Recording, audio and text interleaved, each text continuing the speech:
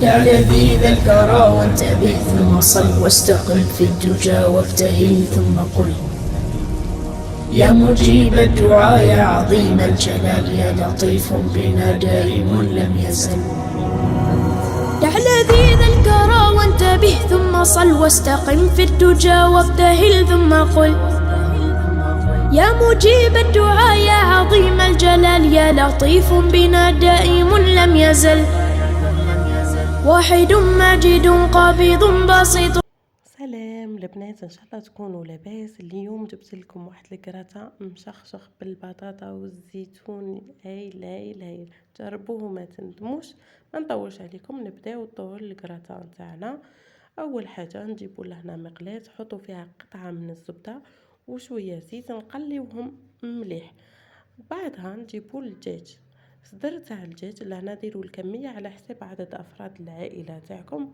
احنا لهنا رانا في 2 عباد، دونك درت كميه قليله برك. جبت الدجاج، قصيناه هذوك مكعبات صغار وخليته يتقلى في الزيت هذاك مليح، يتقلى بيان.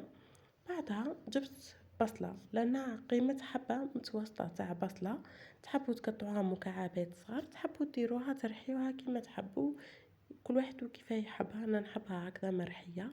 هي ثانيا نقليوها مع الدجاج تاعنا، قليوها بيان هي والدجاج حتى يتحمروا مليح هكذا، نخليوها تتقلى.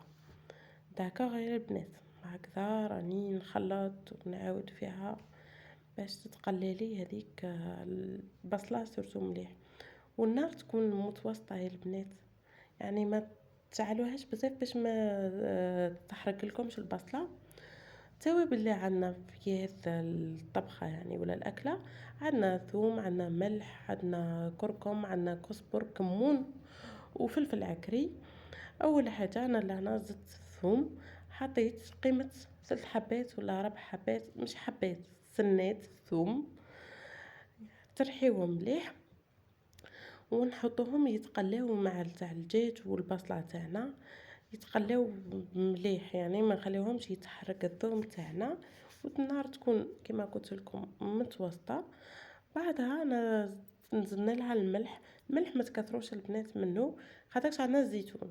فوالا، عندنا زيتون لهنا اللي انا غليته باش ينقص له هذيك الملوحيه، غليته من قبل لمده ربع ساعه ولا، ومن بعد كسيته هكذا هكذا دوائر صغار، وحطيته يتقلى حتى يهز النكهه تاع البصله وهذيك الدجاج.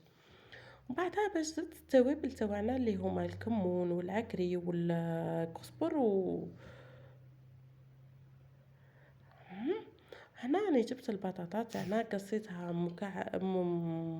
مكعبات صغار، قليتها بيان، بعديتك حطيتها في هذاك الخليط هكذاك، تهز التوابل تاعنا وتهز النكهه تاعهم وتتحمر لنا مليح. دوك نعت لكم كيفاش تولي. فوالا هكذا، هاهي نخليوها تتقلى معاهم بشويه على نار تكون هاديه. بعدها نجيبو لهنا ماهيش بالبيشاميل، لهنا درنا نص اطره تاع حليب مع 2 مغارف فرينه.